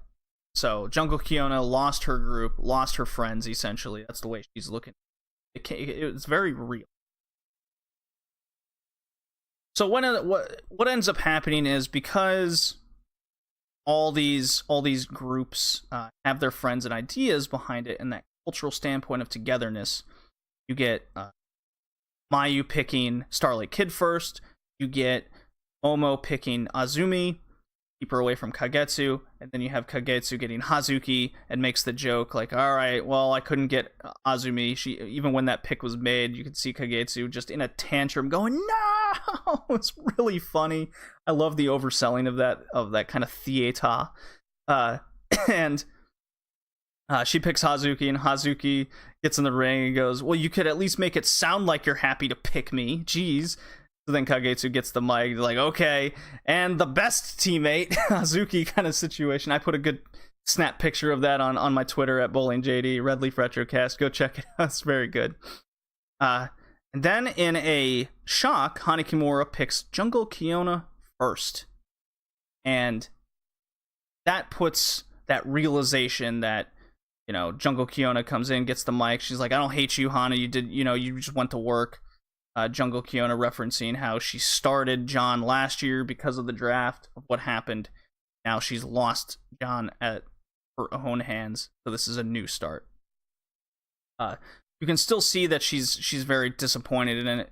She's not fully invested, but we'll see what ends up happening. This is a good fresh start for the workhorse Jungle Kyona. You can tell that she's gone through everything the last year she possibly can. Winning the trios and tag titles. No single titles, though. So who knows what's on the horizon with this new faction leader, Hana Kimura. I hope that there's a personality change over time going into this new faction, Jungle Kyona and Hana. And how did the rest go? Well, it goes exactly how the rest would go. You get the same stars, Queen's Quest, Oedo Tai picks. Oedo Tai makes a more or less shocking pick with getting Natsuko Tora on their team, so that's very good. She's off Jun. She can get a much better. She can get now some character work behind her. And then the third pick for Hana is Konami. So she getting off Queen's Quest is an amazing move. With Utami Hayashishita kind of getting the jetpack to her, Konami's had to take a step back even within the faction, not getting too many highlights. So this is a great move. This is honestly, I like this move more than the Jungle Kyona one. Like, Jungle Kyona losing her faction and going to another team was inevitable. The right move was going to the new form faction and maybe putting on more personality or more edge to her characters, how I should. And now Konami's on that team. holy shit, I think the revolution has really begun. That's what Hana Kimura said. It was just simply Viva la Revolution, and there you go. She's got Jungle and Konami a part of her group. What more do you need? Now it seems like there's 3 power players for every group now, or 2 or 3. And International Assault Squad, International Assault Nation, whatever they're going to be called, I believe they're going through a name change. This is great. Konami is, I could totally see her starting to, she's going to be more quick to a charisma change than Jungle. I could see Jungle being influenced over time. I could see Konami just taking it in immediately, just being like, I like her attitude, I'm going for it, I can go for these belts now because now I'm not part of Queen's Quest anymore, kind of deal. I can go for the tag belts, I can go for the white belt, I can go for the red belt, you know, no one's holding me back. Momo and Utami aren't the young bloods holding me back. This is good stuff. And for the remainder of the draft, it was the only thing going from there was Natsu Sumire not being picked by any team for seemingly the whole draft. And at one point, even Mayu sees the audience is now screaming for anybody to pick Natsu Sumire for their team because she's begging someone to pick her, especially Oedo Tai, her own group. And Mayu just goes, "You're really not going to pick her?" After like every round, she hesitates, and it eventually, Kagetsu does pick Sumire. Sumire gets on the mic and she goes, "What took you so long? I almost ended up on Stars, man!" And they hug it out. There was another good moment where Mayu picks Tam Nakano like 4th or 5th of Stars, and she's really upset. This kind of plays into the more I'm upset with Arisa Hoshiki kind of taking my spot in Stars. You know, I'm becoming less and less a member of it. At least that's what an outside person looking in can see what Tam's going through. She's even says the line, you know, I may have been picked for the team, but 4th or 5th doesn't feel good. So, and they kind of have a I'm sorry hug moment. Who knows? That might be a story going on in this year. And there's the draft. So how does this compare to, say, WWE's Superstar Shakeup? And the best way I can say is, if you're new to Stardom, this is a good way to start. You might not understand how everything has worked. I hope this makes things clear. That think of a faction as a different show, you know, and you're going to be a part of this group no matter what. Seemingly, it should be no matter what. And there's a lot of compatriotism within these groups. You know, you live, breathe, sleep together kind of deal. You get to know each other. You start adjusting to each other's tactics, and you mold together. You become one as a team. That's that mentality. And what we don't get in, say, the WWE's Superstar Shakeup is there's no, say, brand loyalty. There's no excitement beyond it. It's just, this guy's over here now. Nothing really changes, right? You don't get hyped for it. And I see it on Twitter. Let's say Aleister Black goes to... No, a better example is... because they changed that. Finn Balor goes to Raw. He's the Intercontinental Champion. No, Finn Balor goes to SmackDown. And you're like, great, he's on SmackDown. What does that actually mean, though? It means nothing, because he's still a single star. There's no group. There's no brand loyalty. So it's not like he's going to feel that now he's going to bleed blue kind of deal. AJ Styles goes to Raw. Okay, so he's going to be in the main picture.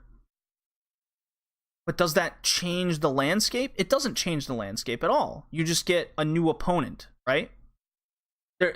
And the way Stardom did this was you have characters involved. You had a nice little story there in drafting. It made you want to watch. And what WWE seems to lack is, I guess, the excitement level and the impact to it all. When you change up all mid-card single stars, it does nothing. So that's it. And what's the state of women's wrestling? Well, I wrote it out. And let me pull it up. and I posted this on a couple Discords. So if I look at Ice Ribbon, for example, and it's women's division, we have Yukihi, we have Fujimoto, Tsukushi, who's there, Risa Sera, and Ozaki. And I'll put an asterisk next to Tsukushi and Ozaki because they're up-and-comers. They're proving themselves. So that's a minimum of 5 people fighting for the top, right? Now, if we look at, say, Stardom, what we have is a core 5 kind of built up. We got Kagetsu, Jungle Kyona, Mayu Iwatani, Momo, and Utami. These are your stars right now in Stardom. With the up-and-comers, Youngbloods, like Hazuki, Konami, and Hana Kimura, ready to make a mark. They could go in at any time, and you wouldn't bat an eye because of how they've been built up. Hazuki's the high-speed champion. She's beaten everybody. Konami's trained by Asuka, and now she has a fresh outlook with this new group. And Hana Kimura is the person coming back from Excursion, breaking off from Oedo Tai and starting her own group. There's a lot of story to break down there. You have AEW with all their signings, where seemingly anybody could be a star. And that's just in speculation. So who knows there? Now, if we look at, say, post-Superstar shakeup, and we look at Raw, we have Becky Lynch as the champion. We have Alexis Bliss, who's gone through so many concussion issues lately that she's basically relegated to the DL and doing her lame talk show. We have Sasha Banks, who's AWOL because of awful booking decisions, last second moves. That leaves us with Natalya, Naomi, and Ruby Riott. Natalya's time has probably come and gone, even though she's a good workhorse. Naomi, I think we've seen the best of what they're going to book her for. Yes, she's athletic, she's capable and more, but we're not going to see much. And then we have Ruby Riott, a person who seemingly loses week in and week out. Is she more than capable of living up to the role of a possible top contender? Absolutely, she has the ring skill. But from what we've seen in booking, she means less than nothing right now. So the scape of Raw is nobody. It's very interesting when you break it down from a star value and skill value specifically. It's not that they don't need to build new stars. The stars are there.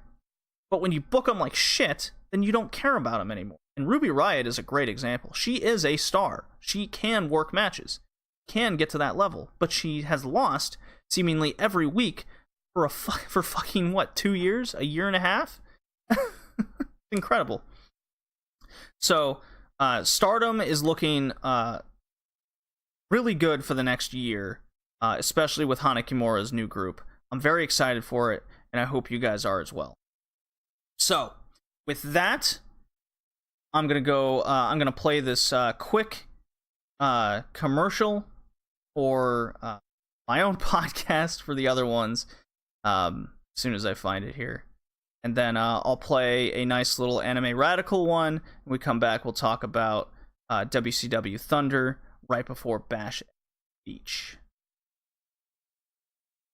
Have you ever listened to a podcast and been upset over the host's opinions on the subject matter that they are talking about? Well, we here at the Red Leaf Retrocast have a solution. In the Corellia mission, when you have to use the harpoon and tow cable to trip over the AT-AT, a la Empire Strikes Back. Yes, I'm pronouncing it AT-AT, bite me. Don't at me, bro. I have been able... Don't at you. How about you come at me? I will add at you. I'll fuck your shit up. Oh, no one's gonna come on you, Colin. Jeez. it's gross. This is awful. Oh boy. But yeah, aside from that, it's a really good game. I give it a pass. Can the title of this I pass it as well. Can the title of this episode be "Don't Add at Me, Bro"? Don't at me, bro. Oh boy. Alright. Maybe that wasn't the best example. You can find the Red Leaf Retrocast on all your favorite social medias, such as Twitter and Instagram, Red Leaf Retrocast, and YouTube, and all your favorite podcasting outlets. And now, back to the show. Hey dude, you into anime, manga, and all that radical stuff? Oh yeah, man, it's tubular. Then you should totally check out the This transmission has been hacked. If you want discussions, debate, reviews, and all in between, you must listen to the Anime Radicals Network at www.animeradicals.com. There's timely reviews, revolutions, mecha, and much more. Find it on iTunes, Google Podcasts, and all podcast catchers. The Anime Radicals Network. The revolution will be simulcast.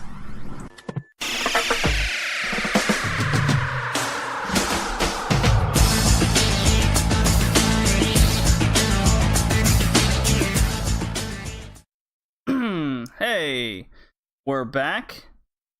More Red Leaf Retrocast Wrestling, episode 29. We're here to talk about WCW Thunder episode 20, which took place June 11th, 1998. Ooh, 21 years ago. Believe this shit, boys? Well, almost 21 years ago. June's coming quick. Oh, man. Well, we're 3 days out from Bash at the Beach in 1998. I vaguely remember that pay-per-view for a couple reasons, but a lot of it I have forgotten. Much like the previous pay-per-view, Spring Stampede and the like. But regardless, here we are. We start off this episode of Nitro with a recap, or episode of Thunder with a recap of Nitro, and this is the one where Dennis Rodman was with Hulk Hogan and attacked DDP right before DDP was asked to possibly join the Wolfpack via Nash, Conan, Luger, and Sting and the like.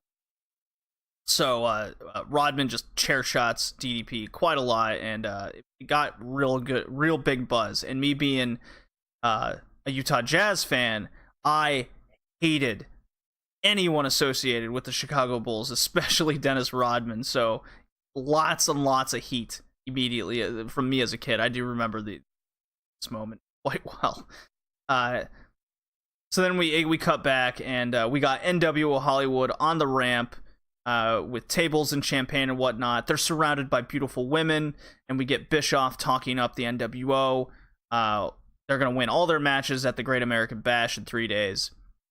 And then he makes a reference to Miss Elizabeth, who's now in the black and white, joining as assistant to the president. Makes some sexual innuendos about it all, how he's got the better goods over Savage kind of deal. And then Giant gets the mic. He cuts a promo of himself. He's talking himself up, and he wants a tag match later tonight versus Lex Luger and a partner of his choosing. Giant announces his partner is going to be the Disciple, of all people. Almost calls him Brutus by mistake. I kind of cracked up at that. And there's your main event. It wasn't terribly long. It got the point. NWO Hollywood doing the Hollywood thing. Everyone's essentially there. So there you go. On to the first match. We get Riggs of the Flock versus Dean Malenko. A good match to start off Thunder. It's a shame nobody cares about Riggs, but it made a competitive match out of it. What I do find strange, and this occurred to me as I was watching this, is over the last few weeks, I've seen a lot of title matches occur before the number one contender gets his title match. So why not just make this a singles match rather than the title match? Because it just seems unfair, right? You have these guys earning the number one contender spots, and they have to wait for their opportunity at the pay-per-view. It makes sense on paper, right? But then you have these non-contenders, these nobodies, get title matches seemingly out of nowhere for no reason, and you never see these guys win. So it's no wonder that nobody cares, because why would you believe even for a second that Dean Malenko is going to lose the title to this guy named Riggs, right? So just a thought. It's kind of a pet peeve situation. Just make it a singles match, and if Riggs beats him, you can actually book that to happen every now and again, right? And he gets a title match later. You could even arguably add him to the match at the paper, right? Possibilities there. So after Dean Malenko wins and he walks away, Jericho comes out and he's like, Dean Malenko won, big deal, whatever. Look at me, I'm Chris Jericho. He's back out recounting all the work he's done legally to get his cruiserweight title back. and he does a real fun, quick promo saying, in an hour, J.J. Dillon will hand the title back to him. So there's our plug for later. So we got the tag title match, or the tag match with the Giant Disciple against Wolfpack, and then we got Jericho coming back out for J.J. Dillon to hand the title back. Let's see what happens later in the show. A good setup for the night, I would say. Billy Kidman, or just Kidman, comes out with my man Lodi. Love Lodi. He has his amazing signs as usual, and he's Kidman's up against Juventud Guerrera, and fucking love this match. It's so good. And what I loved even better was Lodi's signs. His sign of the week is Dr. Evil for President. That was great. And what was even better was later in the match, he turns the sign around and it says, Rodman banged DDP. And I took a screenshot of this moment because Lodi's smile on his face when the fans were reacting is priceless. He's so proud of this sign. So, despite Lodi's amazing ringside sign support, Hoovy hits the Hoovy driver, then the 450. The crowd is super into it. It's loud. Gets the pin. Amazing match. I loved it. Everything was good. From the ringside banter, and the commentary was okay. I was kind of more paying attention to other things. I was the match and Lodi's signs. So really cool. Kidman at one point hits the shooting star off the apron, as they call the 7-year itch, because he's smelly and itches a lot. But anyways, pretty cool stuff. This is what you would see in today's wrestling matches, say on like a Ring of Honor show or New Japan, or things like that. Tony Schiavone's out next. He's to interview Lex Luger, and he asked Luger about the tag title match last week. Despite the win, the titles were not given to them. Not meant to be yours via the board of directors decision. And we get Luger completely ignoring the question. Instead, he just talks about the NWO being scared, tells DDP the door is still open to join the Red and Black. And yeah, it was really strange. He just kind of panders to the crowd, and the crowd thought it was really strange as well. They didn't really buy into it. Not a very good promo here from Luger. Then he does accept the Giants tag match challenge from earlier, and he announces Macho Man as his partner versus Giant Disciples.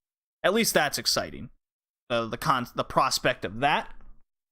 But remember, this is WCW, and it's the NWO era. I think we know what happened. But hey, last week we had that shock ending. Who knows what might happen, right? More promos. This is a very promo-heavy night because we're getting ready for Bash at the Beach. Get Bischoff and Bret the Hitman Hart out with a microphone. So this is now the second time we've seen them. Bret Hart has the mic, and he wants the new recruit. They're going global. They've scoured the earth for talent for the next NWO member because, let's face it, they lost a good chunk of their members. They'll go to the Wolfpack. Bret Hart wants Chris Benoit to join him. He references all the Canadian roots. He references the Hart Dungeon, showing true colors. Hart wants his answer now, and chills. He chills with Bischoff on the hood of the car that's placed on the ramp there. And that cues the next match, which is match 7 in the best of 7 for the TV title. Number 1 contender of Benoit versus Booker T. We've seen 6 really good matches to date. 2 of which on Thunder. This is the 3rd one. 2 on Nitro and 1 on Saturday night. I believe that's correct. This one was much slower and more methodical. What we got here. So this is crazy to me that we've seen 7. We're on match 7 now, and every single match has been a bit different from each other, and they've all finished differently for the most part. And that's why the crowd was so into this. So Benoit works Booker T's leg feverly until eventually Booker T comeback, because Booker T's been playing the comeback guy. It's come from behind to make this 7 games essentially. Very good stuff. Crowd gets into it a lot, and after 13 minutes, all of a sudden Booker T looks to be about to hit his Harlem sidekick, and Bret Hart nails Booker T from behind with a chair and yells at Benoit to cover him. The ref was looking at Benoit, so he didn't see it. Benoit, over the referee's shoulder, saw this happen. So Booker T's down. He's not getting up. Ref's counting to 10.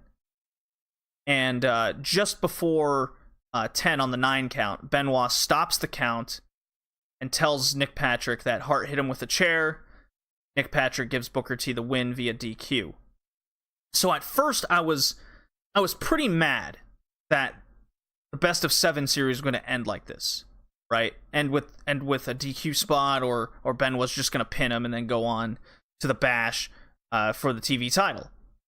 But Benoit, playing the bigger man, admitting he didn't want to end the match that way, he took the DQ. This salvaged it for me. And then we immediately cut to the ramp where it's J.J. Dillon with Dean Malenko. And J.J. Dillon says he was busy talking to Malenko. He only saw some of it from the corner of his eye. He's going to review the tape about what transpired. So maybe he makes the TV title match at the beach a 3-way now. We shall see. You know, it was very good. Everything was salvaged in good booking. I like that. And then Malenko was interviewed with Shivani and J.J. Dillon, so it continues from there. Malenko voluntarily relinquishes the Cruiserweight belt to shut Jericho up because he's confident he can get it back at any time. He can win at any time. No problem, right? Jericho comes out gloating like Jericho does. He's like, give me my belt back. I knew it. You know, I did everything I could. And then JJ, Jericho's like, come on, JoJo, give me my belt. And Dillon doesn't give it back to him. But he does say at the bash, they are going to go at it. Jericho then goes into this small panic attack where he can't talk right. And his own dad, Ted Irvine, comes out to really talk to his son and calm him down. Yes, this is Jericho's actual dad, who's an ex-hockey player. So Ted Irvine gets an okay pop, I guess. He cuts a very awkward, out-of-place promo talking about being a man and references his hockey days and never back down from anything. You know, Jericho step up or step out kind of situation. I get the idea behind it, but to have him it just seemed like he randomly came out and did this. It didn't really come across very well. Jericho did his best to kind of try and put him over and come across as spoiled brat. His dad telling him such. I don't know. It didn't do anything for me, even though I did get it. It just wasn't executed very well at all. Ted Irvine didn't cut a good promo. That's all it was. We get Conan versus a guy named Scott Husky in what is best described as an enhancement match, getting Conan looking good before the Bash versus the US title versus Goldberg. Conan won. Not much else to say there.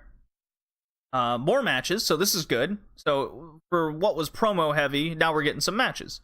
We have a third match of Saturn versus Glacier here. Saturn tears up Lodi's sign. How dare he? Everyone immediately wants him to lose. You could hear the boos from the crowd too when Saturn tears up Lodi's sign. And then surprise from behind via Glacier, much like what Saturn did to him last week on Thunder. And then we see the camera placed looking in the background where Raven and the Riot Squad are coming down the ramp. Right, so good little camera work there. Very simplistic.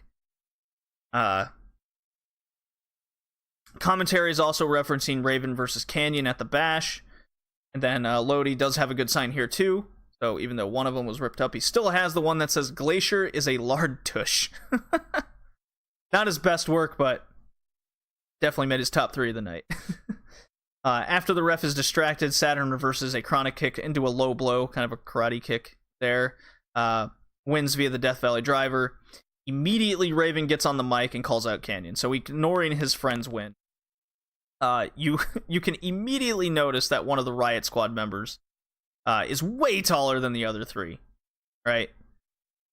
Raven cuts a very good promo where it all makes sense. He's tired of the Riot Squad sucking ass at their jobs. He's saying that, Canyon constantly attacks him. They never stop him. So he ends up firing them all. He calls Canyon scared and all this stuff. So him, Raven and Saturn proceed to start to beat up the Riot Squad members.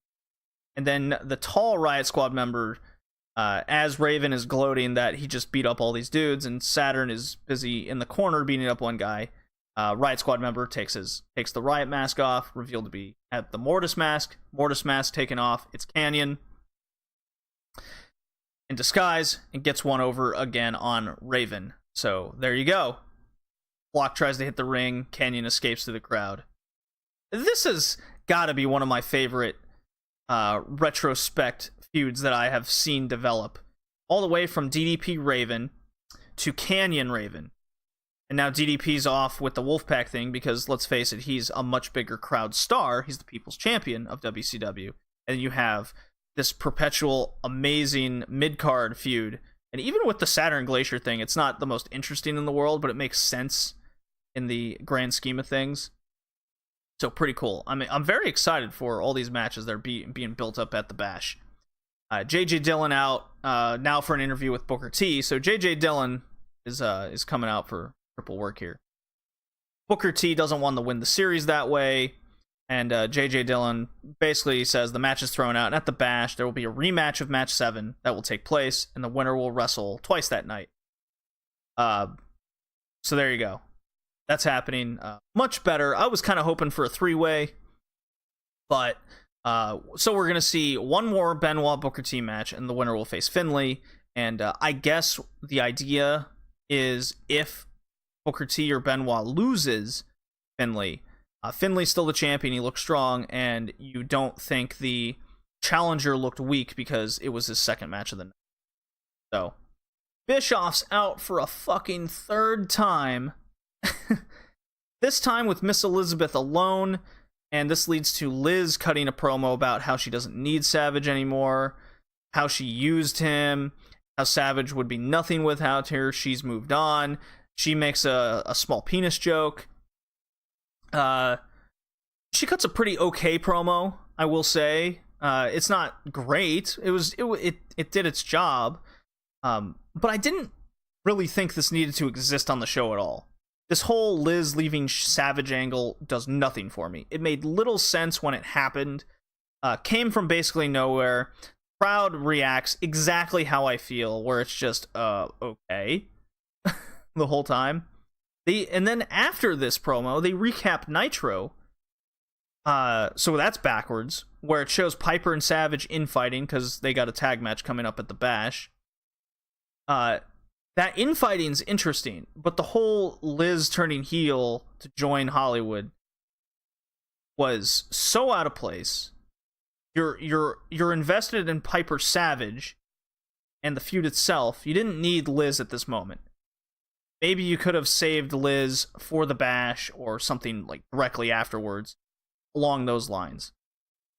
I don't know what the idea was here, that they thought it was definitely overbooking. Sign of things to come. Then we're on to our main events, Disciple and Giant versus Savage and Luger, and we are pressed for time.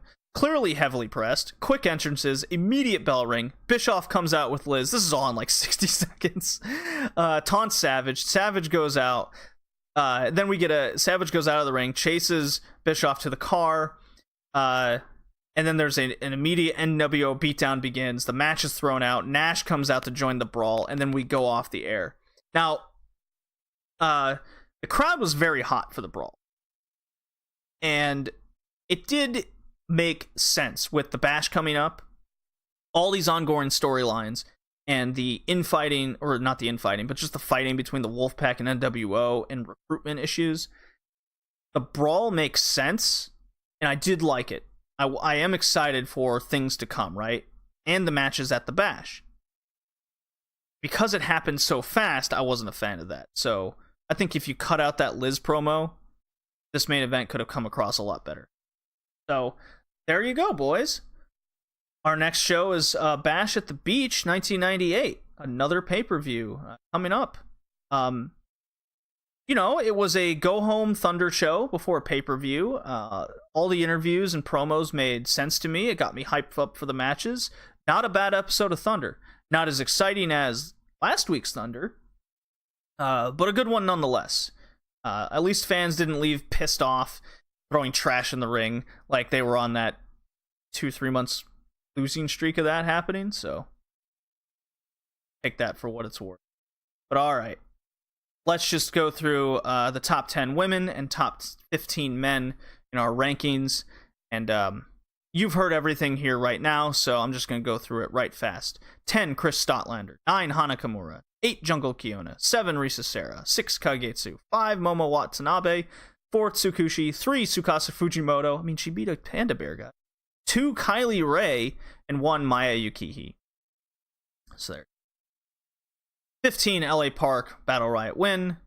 14, MJF. 13, Tristan Archer. 12, Orange Cassidy. 11, Cavanario. 10, Dragon Lee. 9, Lucky Kid.